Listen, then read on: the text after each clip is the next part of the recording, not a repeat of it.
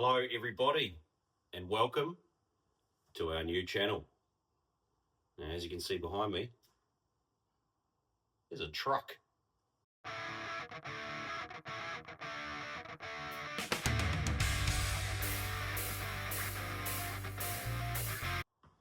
My name's Ollie and I'm completely new to four-wheel driving, and I've just bought myself an 05 Land Cruiser 105. Now she's a very basic girl. Some like in Australia they like to call her the hose out model. She's the DX, so she's very, very basic. Manual everything, no electrics. Ready to pretty much be hosed out at any point. So I'm super excited. I did make one mistake a few weeks ago, so I've made a mistake already. I'll show you about that mistake soon, but I'm really excited to make this purchase.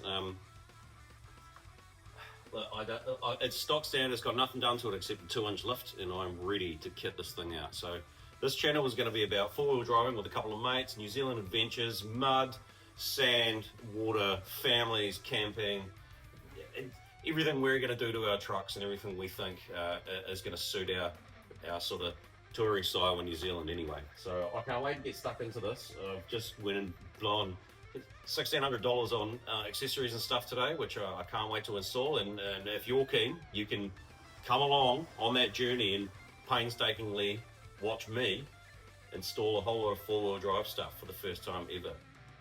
And coming from a motorcycle and sort of a racy car sort of background, as I said, I'm completely new to this four-wheel drive thing. So I'll be any comments, tips you can see, anything I'm doing wrong or stuffing up, let me know. Tell me in the comments. Please like and subscribe. Hit the notification bell. This is a brand new channel and I'd really love to get it off the ground. There's a couple of other dudes I'm going to be doing this with, and you'll be seeing some of them in the near future. But I'm initiating this with the first video of my Land Cruiser 105. So without further ado, let's get stuck into showing you the accessories I've got and what I'm going to chuck on this beast.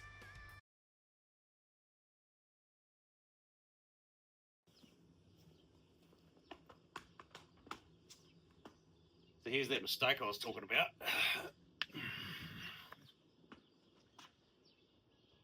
I mean, who really wants a lady cruiser when all your mates have got a proper cruiser? Who really? Look, it did well for the first time out. Took her around Red Rocks. She did well. Put some muddies on it. I've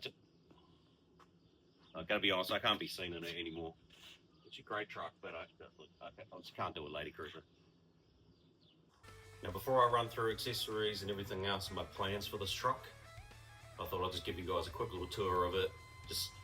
Some of you may not be familiar with the hose out model 105, but I'm going to show you through it now. Just how it is from stock, basically, so you get an idea how it was before I do my bits to it. So let's go. So my plan was to do everything for you guys. One thing I have done already is fitted a Dobinson steering dampener. This thing is amazing. 12 stages of adjustment. This thing wandered all over the road. I mean, that's what they do, obviously.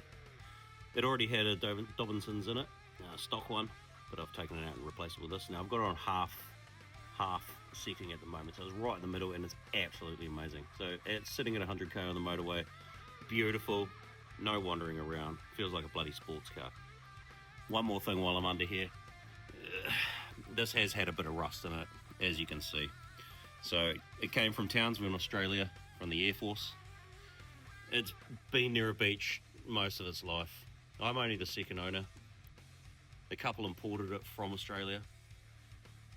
It's had a sandblast and a full underbody coat.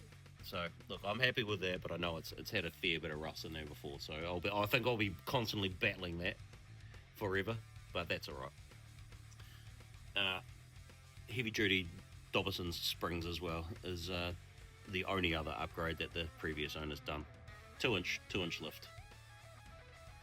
So in the engine bay, I've done absolutely nothing so far except for a K&N air filter to help it breathe a little bit better. It's the 1HZ, the non-turbo. takes 38 million seconds to get to 100k, but that's all right. I can deal with it. So some surface rust touch-up stuff I'm going to have to do, because I'm just not happy with it, and I've never done anything in here. So the rest of the body's been resprayed and professionally removed. I've professionally removed all the rust, but I'll be doing some tidy up stuff in here eventually. Well, pretty soon actually, I think. Some areas need some serious attention, i.e. the underside of the bonnet here. I mean, the wear on the clasp is insane. So I'll be getting to all that eventually. I'll do some tidy up stuff here. They've cut the tops off the bull bars as well for whatever reason, probably because they're rusty.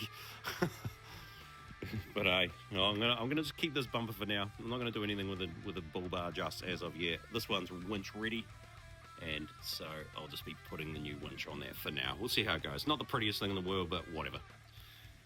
So the 105 models, well, this one in particular is not full-time four-wheel drive, so it's 5-speed manual and part-time four-wheel drive, which is freaking awesome if you ask me, because I love that. I'm not too much of a fan of full-time four-wheel drive stuff. For the gas consumption, they just don't handle as well, they don't drive as nice, if you know what I mean. So absolutely wrapped with that. So as you can see, full respray, so the paint's really good, nice and shiny. They've removed all the dents. Well, they filled any dents, they removed any rust and replated it properly, so it's all been done properly anyway. Wheels have been industrial powder coated, so that's awesome. Everything's looking great. Standard plastic bumper on the back. Double barn doors, which is absolutely epic. And I love this, the big beastie hinges. They didn't carry on with the little tail light like on the Flash models. I love it, bloody love it. So she's nice and high. This is sort of rust stuff I'm going to be fighting forever, and I know it, but hey, you know, comes with the territory. You want a big beastie truck, you got to get the old one, right? Standard snorkel of somewhere. It's not a safari, but whatever, you know, this sort of stuff here I'll be tidying up and making it look a little better. So the inside, she's been reupholstered, which is good. Seatbelts need a damn good clean. That full vinyl flooring. So this is why they call it the hose out model, obviously. Nothing but an ashtray and a bench seat in the front. So I can have my little one in the front here. Cup holders on the back of this, and I can have her in with me in the front. So I've just got my radar here and cell phone holder, and this old piece of crap head unit doesn't even have Bluetooth, so we'll be replacing that. Just the real basic heater stuff, you know. Absolutely awesome. Love it. Wind up windows. No central locking. A little bit of a pain, but I can deal with it. In the back, I've got the seats up at the moment. Massive room in the back here. Four bolts to take these seats out, and in doing so, with a plywood floor, me and the missus can sleep in here instead of getting a roof tent, which is pretty cool. Been talking with the lads about a roof tent, but yeah, at the moment I'm just going to go rugged style, see how she goes, which should be pretty cool. So some of my mods that I'm doing are recovery hooks. I'll be taking one of the mufflers out of the exhaust to give it a bit more of a noise, among a few other things. I'll be doing a second fuel filter, dual battery, just for those emergency times, things like that. Oh man, she's a pretty straight beast. I'm pretty bloody happy with her, to be honest. So that's her basically anyway. Nice tidy 105. Let's move on to the accessories that I'm about to put on her. Accessories, goodies, new stuff, fun stuff, things we all love. Who doesn't love new stuff? So there's a variety of things here I'll be putting on.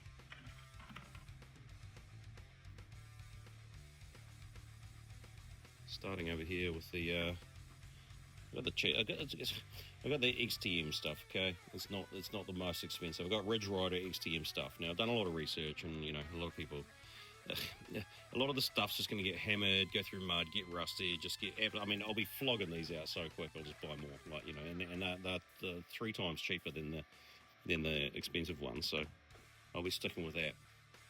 So I went and got everything that the boys have got. So I've been looking at their kits and watching bloody other YouTube videos and stuff. So soft shackle's a must from what I've seen. Full recovery kit, pulley, extender, snap cable, all that stuff.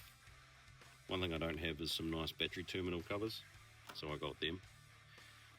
Tyre pressure, release gauge and reader, so I can just drain the tyres really quickly with this. Also I've got the valve tool, so I can just actually take out the core of the valve and let air out really quickly if I need to. So one thing I did notice with the Lady Cruiser was deflating tyres takes millenniums. Really annoying. Tyre plug kit for those emergencies. Some new tow hooks, nice beastie ones. A Ridge Rider winch. Now this is 12,000 pounds. It's an identical winch to many that I've seen on the market, all made in the same Chinese factory. I got this one from the local super cheap auto shop, and it was $1,050, and I got it for $5.99 New Zealand dollars. Now that's a huge mark off because it was just old stock. Absolute score.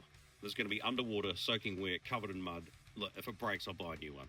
Easy as that. Extra fuel filter.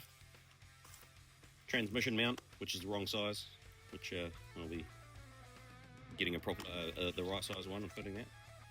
The original Dobinson's steering dampener, which I've taken out. So, the new battery. So an AGM battery, 120 amp hour. Awesome for everything else, powering your winch, jump starting your other battery for emergencies, running a fridge, everyone. Look at AGM and look at 120 amp hour. I've done a lot of research on batteries. These are epic. Unit in. Interior install radio. Now I will buy a separate handheld unit for the missus as well, so she can spot and be outside and all that sort of thing or whatever, but these are really good. They're really slimline, low key. They got all the things on the handset there, so you don't have to worry about having this mounted anywhere in the interior. You can actually hide it away if you want to. Bloody good. Unit in aerial with it. Tough one, made for New Zealand and Australia outback. Beat the hell out of that. Be awesome. Just for everything that everyone needs, you may as well have a multi-box, eh? Why not?